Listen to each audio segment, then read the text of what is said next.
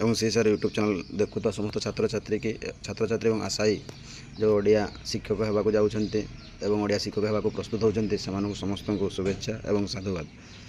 ଏବଂ ଆପଣମାନଙ୍କର ପରିବାର ମଧ୍ୟ ଭଲରେ ରହିଥାନ୍ତୁ ଏବଂ ଆଶା କରୁଛି ଆପଣମାନେ ନିହାତି ସମସ୍ତେ ପ୍ରିପେୟାର ବହୁତ ଜୋରଦାରରେ ଚାଲିଥିବ।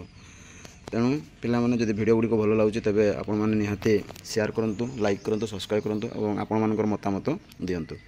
ବର୍ତ୍ତମାନ ଆମେ ଯେଉଁ ପଢ଼ୁଥିଲୁ ଚର୍ଯା ଗୀତିକାର जो मु डेस्क्रिप्शन जो मैंने देखी थियोरी ये डेस्क्रिप्शन ये वीडियो में डेस्क्रिप्शन लिंक दे दी आपण मैंने थियोरी देखूँ एवं तार चली तार चर्चा गीतिकार जो जिते गुड़िक प्रश्न हो पार संभव हो पार से गुड़िक मुझे कौन कर गोटे पर गोटे वीडियो आलोचना करदे। तेणु आपण मैंने गोटे पर गोटे वीडियो को देखूँ और आपण मतामत दिंतु एवं आपण थियोरी को देखी तापर आपण मैंने संक्षिप्त प्रश्न गुड़िक सागे सागे देखूँ एवं आउ कि चिंता करूँ आउ कौन क्वेश्चन हो पार। तेणु देखूँ आम ये वीडियो कौन करवा चर्चा गीतिकार एवं जो रही अच्छा लुईपा सबरपा कान्हुपा सब एवं अच्छा जो सिद्ध चर्जा मानकर कवि चर्जा कविता गुड़िक सहित एवं माने मसीहा सहित सब प्रश्न गुड़िक मुझे कौन कर आलोचना करदे अच्छी। तेणु देखो मुझे गोटे पर गोटे आलोचना करें समस्ते नोट डाउन करूँ एवं वीडियो को थोड़े दी थर कर देखूँ जहाँफल आपण मैंने जापर। तेणु प्रथम देख चर्जा गीतिका टिके रुहतु। तेणु प्रथम हूँ चर्जा गीतिका चर्जा गीतिका तो प्रथम से प्रश्न कौन कही देखूँ ना चर्जा गीतिकार भाषा किपरि थिला। तेणु चर्जा गीतिकार भाषा किपरि थिला ना पूर्व अपभ्रंश भाषा थिला। ताल 2 नंबर ना चर्जा गीतिका कहले कौन बुझा जाए।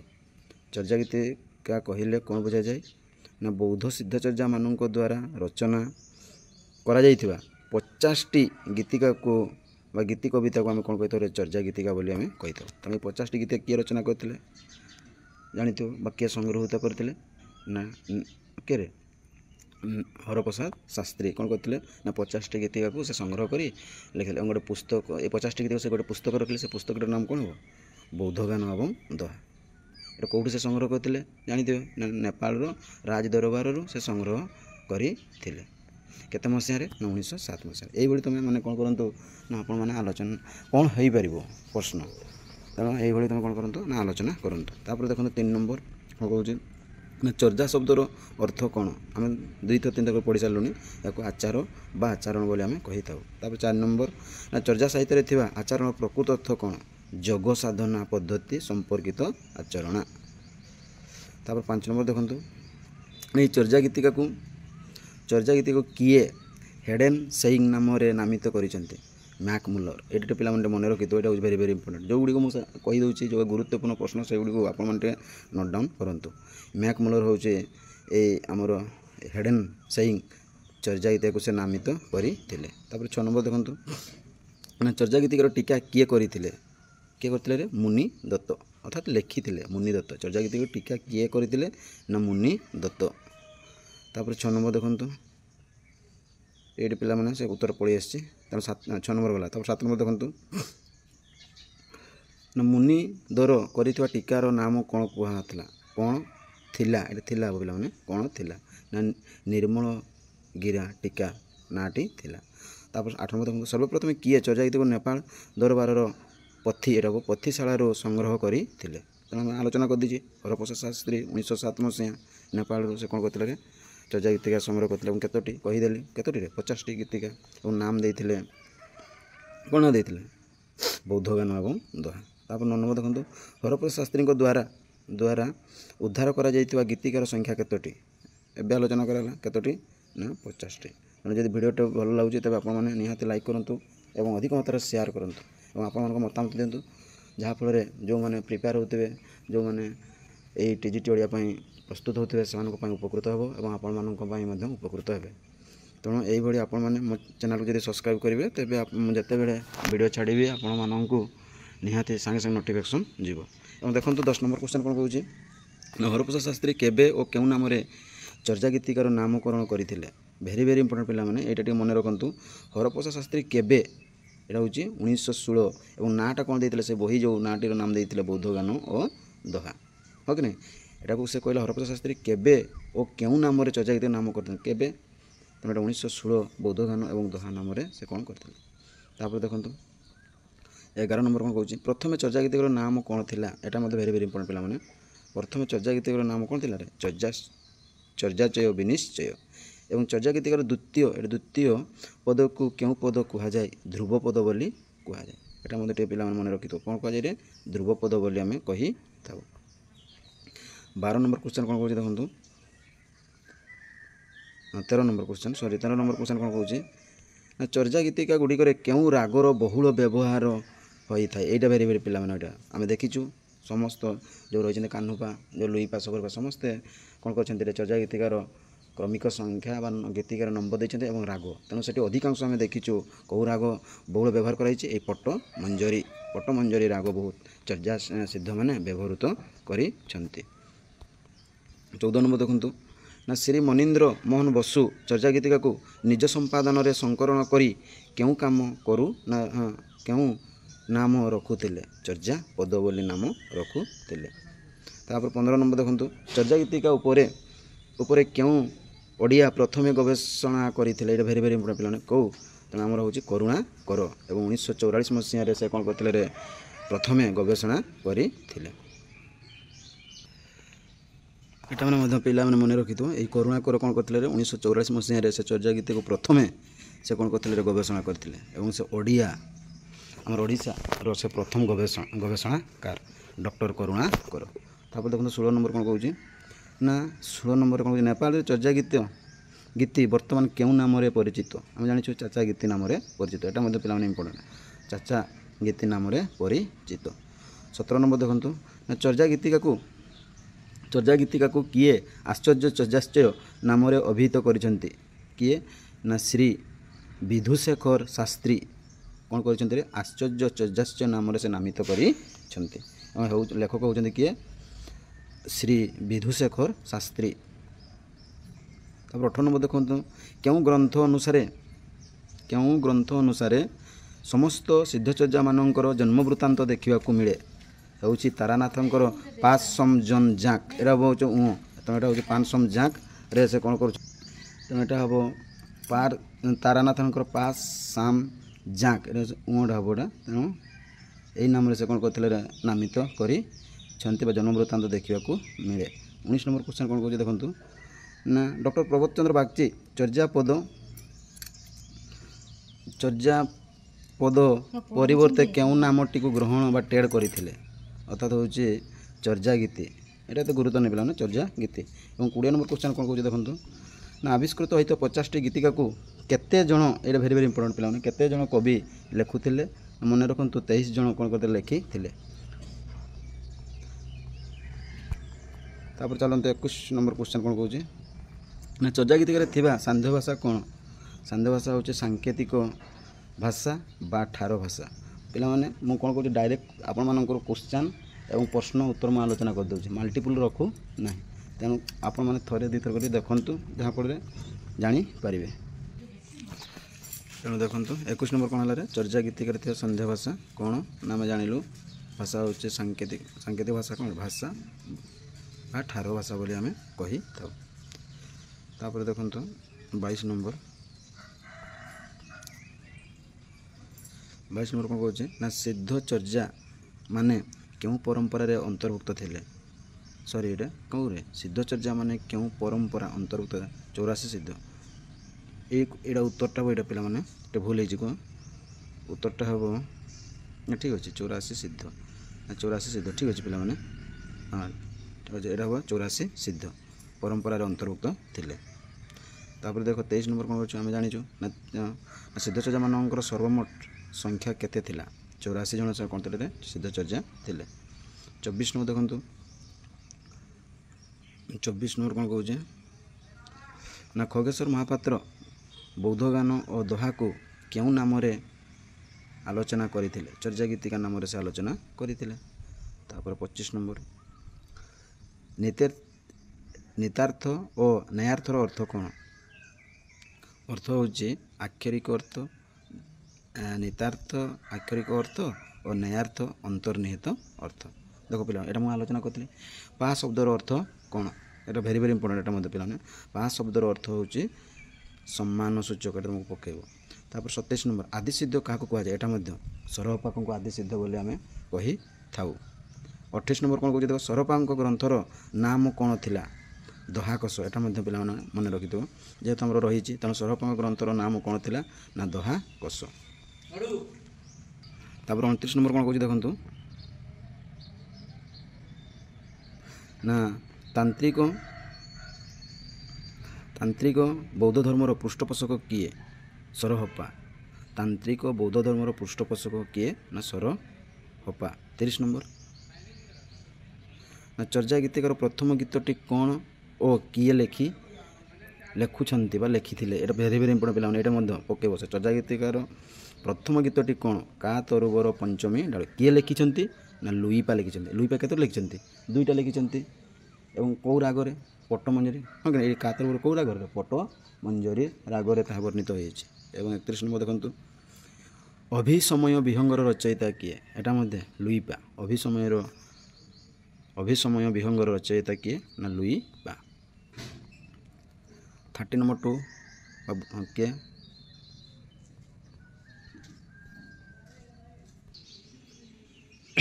का तरवर पंचमी ना पंचमी डाल हम कार गीत थिला ना हूँ उत्तर हूँ लुईपा और राग हूँ पट्ट मंजरी। तापर देखो 34 नंबर ना लुईपा क्या दीक्षा ग्रहण करी जगी होते क्या ना सबरीपा ठारू से कौन होते जगी होते तेणु लुईपा। तापर 35 नंबर कौन कहते देखो ना लुईपा अन्य नाम कौन थी महाजगेश्वर पे भेरी भेरी इंपोर्टेंट तुम मन रखा तुमको पड़ो सिलेबस जेहेतु अच्छी तेणु लुईपा अन्य नाम कौन थी ना महाजगेश्वर। तापर 36 नंबर देखो किए सर्वाधिक गीतर रचयिता एटा भेरी भेरी इंपोर्टेंट पे किए सर्वाधिक रचयिता ना हूँ रचयिता और से केतोटी गीत रचना करथिले किए हो सिद्ध चर्चा होती कान्हू पा कान्हू पा एवं केतोटी ना हूँ 13टी यहाँ मन रखा पड़ो तुमको कान्हू पा और 13टी से चर्चा गीतिका से लिखी और चर्चा गीतिका नंबर देखो गोटे हूँ 7 गोटे 9 गोटे 10 11 13 19 24 36 40 42 एवं 45 पिलाने टिके नोट डाउन करूँ जहाँफल आपण को निहाती क्वेश्चन मन रही एमती शुणवे मन रहा। तो 37 नंबर क्वेश्चन कौन कह देखो ना कान्हूपा कहार शिष्य थिले जलंधरी पा को शिष्य थिले। तापर देखो कान्हूपा अन्य नाम कौन थिला एटा मतलब टिके पिला माने इंपोर्टेंट बड़ी गोटे मन रखते शुणी था जे कहूँ कान्हूपा अन्य नाम कौन थिला ना गोटे ना हूँ कृष्णपाद गोटे हूँ कृष्णचर्या आ गोटे हूँ मंत्रणा चर्या। तो 39 नंबर कौन कह देखो ना नगर बाहर डंबी तोहरी कुड़िया छई छई जाए से ब्राह्मण नड़िया गीतटी कहार आम जाचु कान्हूपांकर और राग हूँ कौन ना बैशाखी हाँ यहीटा भेरी भेरी इंपोर्टेंट आम देखीचु जिते भी मुझे परीक्षा देती से क्वेश्चन गुड़िक यही कोटेसनटा यही चर्या गीतटा कौन होते से पकई था कहीं डंबी दे तुम भाव डंबी बोली लिखी किंतु ना ये मन रखिए नगर बाहर डंबी तोहरी कुड़िया छई छई जाए से ब्राह्मण नाड़िया गीतटी कहार ना कान्हूपा और राग हूँ किए ना बैशाखी। और आम जानिलु सिद्ध चर्चा मध्य सबुठारु बेसी चर्चा गीत लिखिं किए ना आमर होती कान्हूपा। तापर देखो तापर आगू चलतु 40 नंबर क्वेश्चन कौन कहूँ ना मारिया सासू ननंद घरे शाड़ी माँ मारिया कान्हू भइल कपाड़ी एठार मार अर्थ कौन एटा मार अर्थ हूँ माया मार अर्थ कौन रे माया।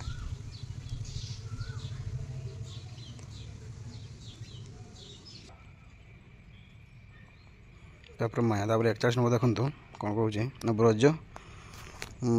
वज्र पंजिका जगरत्नमाला क्या द्वारा रचित तेणु आम कौन हम ना कान्हूपा द्वारा रचित कौन द्वारा रचित ना वज्र पंचिका जगरत्नमाला।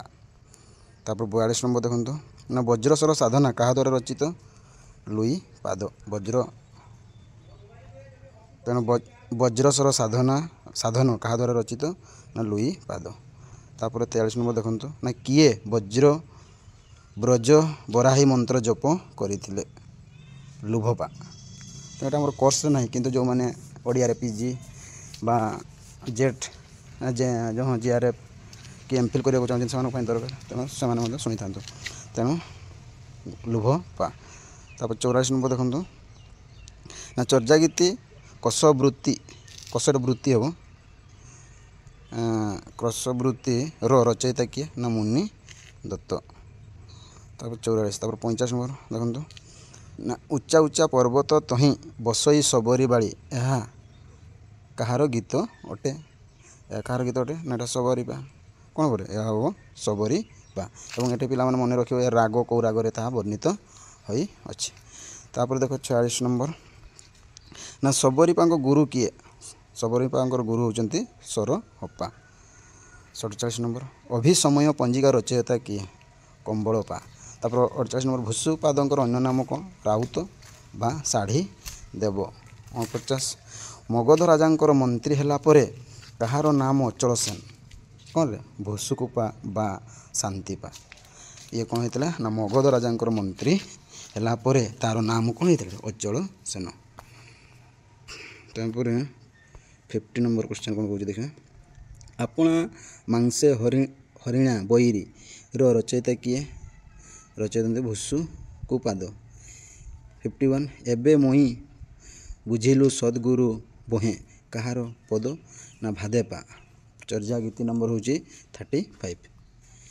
ତାପରେ ଦେଖ ଦ୍ୱାରିକପାଦ କାହାର ଶିଷ୍ୟ ଥିଲେ?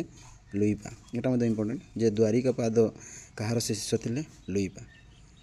ତାପରେ ହେଉଛି 53 ନମ୍ବର ନା ଶ୍ରୀ କାଳଚକ୍ର ତନ୍ତରାଜ ଏବଂ ଶେକ ପ୍ରକ୍ରିୟା ବୃତ୍ତିର ନାମକ ଦୁଇଟି ଗ୍ରନ୍ଥ ରଚନା କିଏ କରିଥିଲେ? ନା ଦ୍ୱାରିପାଦ। 54 ଦିବସଇ ବାହୁଡ଼ି କାଡ଼ଇ ଡରେ ଯାଅ ରାତି ପାହିଲେ କାମକୁ ଢାଓର ରଚୟିତା କିଏ? କୁକୁରୀପା। କିରେ? କୁକୁରୀପା। 55 ଚର୍ଯାଗୀତିକାର ଲେଖମାନଙ୍କୁ କେଉଁ ଯାନର ଅନ୍ତର୍ଭୁକ୍ତ କରାଯାଇଛି? ସହଜିଆ ସାଧକ। ଏଇଟା ମଧ୍ୟ ଭେରି ଇମ୍ପୋର୍ଟାଣ୍ଟ ପିଲାମାନେ। ଏଇଟା ଗୋଟେ ଦେଖନ୍ତୁ କ'ଣ କହୁଛି ଚର୍ଯାଗୀତିକାର ଲେଖକମାନଙ୍କୁ କେଉଁ ଯାନର ଅନ୍ତର୍ଭୁକ୍ତ କରାଯାଇଛି? ନା ସହଜିଆ ବୌଦ୍ଧ ସାଧକ ନାମରେ ଅନ୍ତର୍ଭୁକ୍ତ କରାଯାଇଅଛି। ତାପରେ ବର୍ଷ ରତ୍ନାକର ପୋଥି କିଏ ରଚନା କରିଥିଲେ? ନା ଶଙ୍କରାଚାର୍ଯ୍ୟ ଜ୍ୟୋତିଷୀଶ୍ୱର ରଚନା କରିଥିଲେ। କମ୍ବଳପାଙ୍କ ଶିଷ୍ୟ କିଏ ଥିଲେ? ଇନ୍ଦ୍ରଭୂତି। ଏବଂ ଇନ୍ଦ୍ରଭୂତିଙ୍କ ପୁତ୍ର କିଏ ଥିଲେ? ପଦ୍ମସମ୍ଭବ। ତାପରେ ଦେଖନ୍ତୁ ଜ୍ଞାନସିଦ୍ଧି ଗ୍ରନ୍ଥର ରଚୟିତା କିଏ? ଜ୍ଞାନସିଦ୍ଧି ଗ୍ରନ୍ଥର ରଚୟିତା ହେଉଛନ୍ତି ଇନ୍ଦ୍ରଭୂତି। ତାପରେ ଦେଖନ୍ତୁ 60 ନମ୍ବର ପ୍ରଥମେ କେଉଁ ଗ୍ରନ୍ଥର ଜଗନ୍ନାଥ ଶବ୍ଦଟି ଦେଖିବାକୁ ମିଳେ? ଇନ୍ଦ୍ରଭୂତିଙ୍କର ଜ୍ଞାନ ସିଦ୍ଧି ଗ୍ରନ୍ଥରେ। ତାପରେ ଦେଖ ବଜ୍ରଯାନର ପ୍ରବର୍ତ୍ତକ କିଏ? ନା ଇନ୍ଦ୍ରଭୂତି। ବଜ୍ରଯାନର ମୁଖ୍ୟ ଲକ୍ଷ୍ୟ କ'ଣ ଥିଲା? ତାନ୍ତ୍ରିକ ଦେବାଦେବୀଙ୍କର ଆରାଧନା ତାଙ୍କର ଲକ୍ଷ୍ୟ ଥିଲା। 63 ସହଜଯାନର ପ୍ରବର୍ତ୍ତକ ହେଉଛନ୍ତି କିଏ? ନା ଲକ୍ଷ୍ମୀକରା। ଲକ୍ଷ୍ମୀକରା ହେଉଛି ଏଇ ଯେଉଁ ଲକ୍ଷ୍ମୀକରା ହେଉଛନ୍ତି ଆମର କାହାର ଭଉଣୀ? ଆମର ହେଉଛନ୍ତି ଇନ୍ଦ୍ରଭୂତିଙ୍କର ଭଉଣୀ। ଇନ୍ଦ୍ରଭୂତି ହେଉଛି ତା'ର ଭାଇ ଏବଂ ଲକ୍ଷ୍ମୀକରା ହେଉଛି ତା'ର ଭଉଣୀ। ଏବଂ ଲକ୍ଷ୍ମୀକରା କ'ଣ ପ୍ରବର୍ତ୍ତକ ଥିଲେ? ତାହେଲେ ସହଜଯାନ। ଏବଂ ଇନ୍ଦ୍ରଭୂତି ବଜ୍ରଯାନର ସେ କ'ଣ କରିଥିଲେ? ବଜ୍ରଯାନର ପ୍ରବର୍ତ୍ତକ ଥିଲେ। ଏଇଟା ମଧ୍ୟ ପିଲାମାନେ ମନେ ରଖିଥିବ। ତାପରେ 64 ବୌଦ୍ଧଗାନ ଓ ଦୋହା ଗୀତିକାର ମାନେ କେଉଁ ପ୍ରକାର ସାଧନାକୁ ସହଜାନନ୍ଦ ସହିତ ସମନ୍ୱୟ କରନ୍ତି? ନା ଯୌଗିକା ସାଧନା। ତାପରେ 65 ବିରୂପା ପାଦ କାହାର ଶିଷ୍ୟ ଥିଲେ? ନା ଢାଳିନ୍ଦରୀପାଙ୍କ ଶିଷ୍ୟ ଥିଲେ। ବଜ୍ରଗୀତି କେଉଁ ଭାଷାରେ ରଚିତ? ଆବହଟ। ତାପରେ ବଜ୍ରଗୀତିର ଦେବତା କିଏ? ହେରୁକ। ବଜ୍ରଗୀତିର ଦେବତା ହେଉଛନ୍ତି ହେରୁକ। ସିଦ୍ଧ ସାହିତ୍ୟ ଗ୍ରନ୍ଥର ରଚୟିତା କିଏ? ସିଦ୍ଧ ସାହିତ୍ୟ ଗ୍ରନ୍ଥର ରଚୟିତା ହେଉଛନ୍ତି ଧର୍ମବୀର ଭାରତୀ। ସିଦ୍ଧ ଧର୍ମ ପୁଣ୍ଡରିକ ଗ୍ରନ୍ଥର ଅନୁବାଦକ କିଏ? ବ୍ରୁନଫ। ତାପରେ ଚାଲନ୍ତୁ 70 ନମ୍ବର ବାଇ ମନୋହ ବସି ହଂସକୁ ଖେଳା ହଂସ ଉଡ଼ିଗଲେ ବୁଡ଼ିବ ଭେଳା ଏହି ପଦଟି କେଉଁଥିରୁ ଆସିଛି? ଏଇଟା ଚର୍ଯା ଗୀତିକାରୁ ଆସିଅଛି। ପିଲାମାନେ ଏଇଟା ମନେ ରଖିବ ନିହାତି, ଭେରି ଭେରି ଇମ୍ପୋର୍ଟାଣ୍ଟ। 70 ନମ୍ବରଟା ଏଇଟା ବାଇ ମନୋହ ବସି ହଂସକୁ ଖେଳା ହଂସ ଉଡ଼ିଗଲେ ବୁଡ଼ିବ ଭେଳା ଏହି ପଦଟି କେଉଁଥିରୁ ଆସିଛି? ନା ଚର୍ଯା ଗୀତିକାରୁ ଆସିଅଛି। ତାପରେ 71 ନା ଚିଓ ଉଡ଼ି ଛାଣି ଚାଣି ଜଇନି ଦେ ଅଙ୍କ ବାଳି କମଳ କୁଡ଼ିତା ଘାଣ୍ଟ କରନ୍ତୁ ବିଆଳି କାହାର ଗୀତ? ନା ଗୁଣ୍ଡି ରିପା। ତାପରେ 72 ନମ୍ବର ଦେଖନ୍ତୁ ଟାଉ ତ ମୋର ଘର ନାହିଁ ପଡ଼ିବେଶୀ ଟାଳ ତ ଏଇଟା କ'ଣ କରେ? ଟାଳ ତ ମୋର ଘର ନାହିଁ ପଡ଼ିବେଶୀ ହାଡ଼ି ତ ହାତ ନାହିଁ ନୀତି ଆବେଶୀ କାହାର ଗୀତି? ତେଣ୍ଡପା। ତାପରେ 73 ଚର୍ଯା ଗୀତିକାର ଶେଷ ଗୀତଟିର ରଚୟିତା କିଏ? ନା ସେହି ହେଉଛନ୍ତି ତେଣ୍ଡଣପା। ତାପରେ 74 ନମ୍ବର ଅନ୍ତିମ ସିଦ୍ଧ କିଏ ଥିଲେ? କାଳପ୍ପା। ତାପରେ 75 ହଜାର ବଳେଚର ପୁରୁଣା ବାଙ୍ଗଲା ଭାଷା ବୌଦ୍ଧଗାନ ଓ ଦୋହା ନାମରେ କିଏ ନାମିତ କରିଛନ୍ତି? ହରପ୍ରସାଦ ଶାସ୍ତ୍ରୀ। ହଜାର ବଳେଚର ବା ଏଇଟା ମୋତେ ଲାଗୁଛି ହଜାର ବେଳର ପୁରୁଣା ବାଙ୍ଗଲା ଭାଷା ବୌଦ୍ଧଗାନ ଓ ଦୋହା ନାମରେ କିଏ ନାମିତ କରିଛନ୍ତି? ଡକ୍ଟର ହରପ୍ରସାଦ ଶାସ୍ତ୍ରୀ। 76 ଚର୍ଯା ସମୟର ଆନୁମାନିକ କେତେ? ଆମେ ଜାଣିଛୁ କେତେରେ? ଅଷ୍ଟମରୁ ନବମ, କିନ୍ତୁ ଅନ୍ୟ ବହି ଗୁଡ଼ିକରେ ଲେଖା ହେଇଛି ଖ୍ରୀଷ୍ଟୀୟ 7ମ ଶତାବ୍ଦୀରୁ ଦ୍ୱାଦଶ ଶତାବ୍ଦୀ ପର୍ଯ୍ୟନ୍ତ। ତାପରେ ଦେଖନ୍ତୁ 77 ଚର୍ଯା ଗୀତିକାର ଭାଷାକୁ କିଏ ପ୍ରଥମେ ଓଡ଼ିଆ ଭାଷାର ମାନ୍ୟତା ଦେଇଛନ୍ତି? ଏଇଟା ମଧ୍ୟ ଭେରି ଭେରି ଇମ୍ପୋର୍ଟାଣ୍ଟ ପିଲାମାନେ, ଏଇଟା ଟିକେ ମନେ ରଖିଥାନ୍ତୁ। କିଏ ମାନ୍ୟତା ଦେଇଛନ୍ତି? ଆମର ଓଡ଼ିଆ ଗବେଷକ ଡକ୍ଟର କିଏ? ନା କରୁଣାକର। ତାପରେ ଦେଖନ୍ତୁ 78 କ'ଣ କହୁଛି? ନା ଚର୍ଯାକୁ କିଏ ମୈଥାଳୀ ଭାଷା ବୋଲି କହିଛନ୍ତି? ଅଧ୍ୟାପକ ଜୟକାନ୍ତ ମିଶ୍ର। ଅଧ୍ୟାପକ ହେଉଛନ୍ତି ଜୟକାନ୍ତ ମିଶ୍ର। ତାପରେ 79 ଗଙ୍ଗା ଯମୁନା ମାଝେରେ ବହଇ ନଈ ତହିଁ ବୁଡ଼ିଲି ମାତଙ୍ଗୀ ପଇଆ ଲିଳେ ପାରି କରଇ କାହାର ଗୀତ? ନା ହେଉଛି ଡମ୍ବିପା। ଏଇଟା ମଧ୍ୟ ପିଲାମାନେ ଟିକେ ମନେ ରଖିଥିବେ, ଏହା ମଧ୍ୟ ଭାରି ଗୁରୁତ୍ୱପୂର୍ଣ୍ଣ। ଏହା ଥିଲା ଆପଣମାନଙ୍କର ପ୍ରାୟ ପାଖାପାଖି 81ଟି କ୍ୱେଶ୍ଚନ୍। ତେଣୁ ଯେଉଁମାନେ ପ୍ରିପେୟାର ହେଉଛନ୍ତି ଓଡ଼ିଆ ଅନର୍ସ ନେଇ ଯେଉଁ TGT ହେଉ ବା ସମସ୍ତ ଓଡ଼ିଆ ପାଇଁ ସେମାନଙ୍କୁ ବହୁତ ବହୁତ ଶୁଭେଚ୍ଛା। ଏହା ଥିଲା ଆପଣମାନଙ୍କର ଚର୍ଯା ଗୀତିକାର ଭିଡ଼ିଓଟେ। ତେଣୁ ଆପଣମାନେ ଥରେ ଦୁଇଥର କରି ଦେଖନ୍ତୁ ଏବଂ ଏହାର ଆପଣମାନଙ୍କର ଏହି ଭିଡ଼ିଓରୁ ଆପଣମାନେ କ'ଣ ପାଇପାରିବେ? ନା ଚର୍ଯା ଗୀତିକାର ସମସ୍ତ ପ୍ରଶ୍ନ ଗୁଡ଼ିକର ପାଇପାରିବେ। ତେଣୁ ଆପଣମାନେ ଅଧିକ ମାତ୍ରାରେ ସେୟାର କରନ୍ତୁ ଏବଂ କମେଣ୍ଟ ଦିଅନ୍ତୁ ଏବଂ ଆପଣମାନଙ୍କର ମତାମତ ଦିଅନ୍ତୁ। ଆଉ ଥରେ କହୁଛି ସେହି ସାର୍ ୟୁଟ୍ୟୁବ୍ ଚ୍ୟାନେଲ୍ ଯିଏ ଦେଖୁଥିବେ ସମସ୍ତଙ୍କୁ ଶୁଭ ସକାଳ ଏବଂ ଶୁଭେଚ୍ଛା ରହୁଛି। ଜୟ ଜଗନ୍ନାଥ। ଏବଂ ନେକ୍ସଟ ଭିଡ଼ିଓରେ ମୁଁ ଆଉ କେତେ ଗୁଡ଼ିଏ ପ୍ରଶ୍ନ ପୁଣି ଚର୍ଯା ଗୀତିକାର ମୁଁ ଆପଲୋଡ଼ କରିଦେବି। ତେଣୁ ରହୁଛି ଜୟ ଜଗନ୍ନାଥ।